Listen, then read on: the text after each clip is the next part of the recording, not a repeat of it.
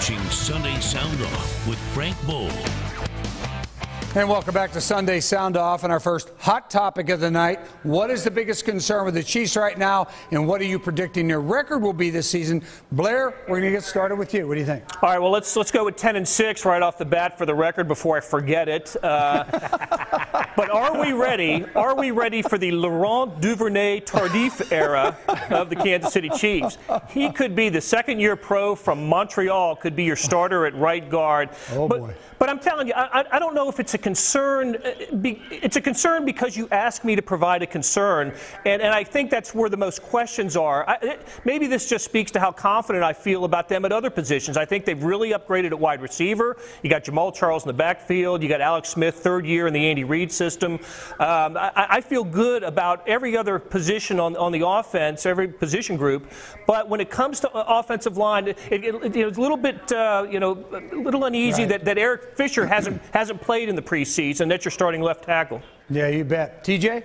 Well, I think this may be a cop-out, but I'm going to go with Alex Smith. They've been trying to get him to do some more with the football going down the field. We saw a couple of throws from him in that third preseason game that gave you a lot of reason for optimism, but ultimately they're going to have to figure out a way to get him to go downfield regularly, be more aggressive as a quarterback. And if they can do that, you feel really good about their chances this year, given that Jeremy Maclin has come in the first time he's had a legitimate number one wide receiver in his career. So if that connection ends up going the way we all think it's going to go, I think that could mean big things for the Kansas City Chiefs this season. I think that they've got a great shot, given the rest of the roster can actually help Alex Smith be a better quarterback. They could end up winning the division this year. I think 11-5 is reasonable. Okay, I wish Alex Smith would have thrown that way against Tennessee last season. Okay, Seren, what do you think? Yeah, I don't know how it's a cop-out. I think TJ's selling it short. I think it's the biggest thing. It's Alex Smith. I mean, wide receiver's been addressed. They still need to get even better than they are at wide receiver, and maybe one of those young guys will step up. I think D-line's a question while Dontari Poe's out. They get some run stuffers back. That was one of their biggest weaknesses. They were down at the bottom of the league in stopping the run, but we expect that to be better. It's Alex Smith. Look, the Chiefs' single-season touchdown record is 30, set by Len Dawson in 1964. In 14 games, okay? I was young then. The modern passing era is upon us, okay? And it's time for Alex Smith and the Chiefs to join it. He's got to throw for 25, approaching 30 touchdowns. That's ridiculous, and if they're going to win, he's got to be better. All right, here's our second hot topic of the evening, gentlemen. MU, KU, K-State. MU has two quarterbacks. K-State lost theirs. KU lost the only game they'll be favored in all year. TJ, start us off here. Well, as pathetic as it sounds, I think the fact that they lost only by 3 to an FCS opponent is actually a good thing for KU. They had 291 yards from Montel Cozart, which, outside of the fact that he got kneed in the face by his teammate and fumbled the football in the second quarter, I thought he had a pretty decent game.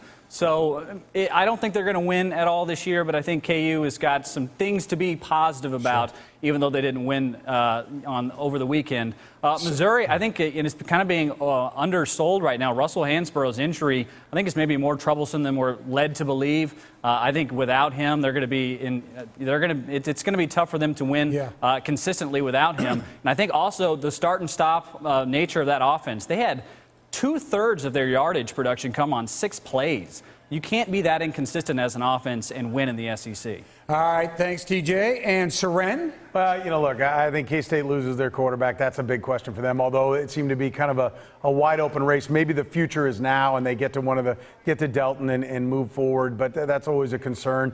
To me, the biggest thing I take away, Kansas lost. I picked them to lose. I don't think that's a shocker. They're in a total rebuild mode. Call me in a year, and we'll get into Kansas football, but for me, it's Missouri and the future at their quarterback spot. Drew Lock, I think, I've been told by some people around the program, he'll be the starting quarterback before this year's over. So to me, it's about how quickly can they get there, because that's the guy that they think can take them to another level, and I think we saw more of that this week.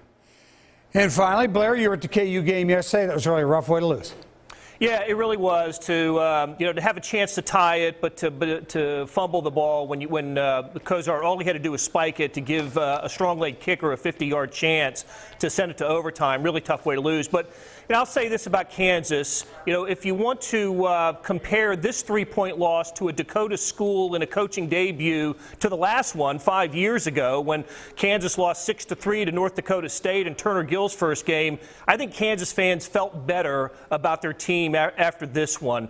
They had 575 yards of total offense. Montel Kozart played well except for the mistakes early and the mistake at the end. And I don't know if Kansas is going to win a game this year, but I think Dave Beatty, is the right guy to get this done. He's a recruiter. He's very good at this, and they showed me something scheme-wise over the weekend. Maybe this will get turned around.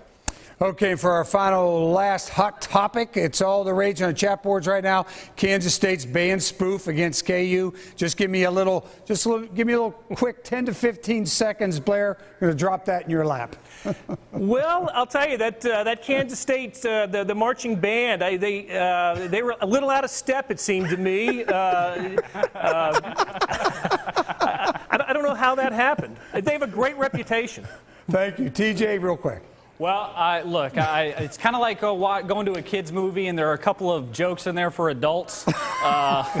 Hey, look, if you don't see it, you don't see it, and if you do, you do. There you go. Seren, what do you think? Look, I think it's one of those you beg forgiveness, don't ask permission.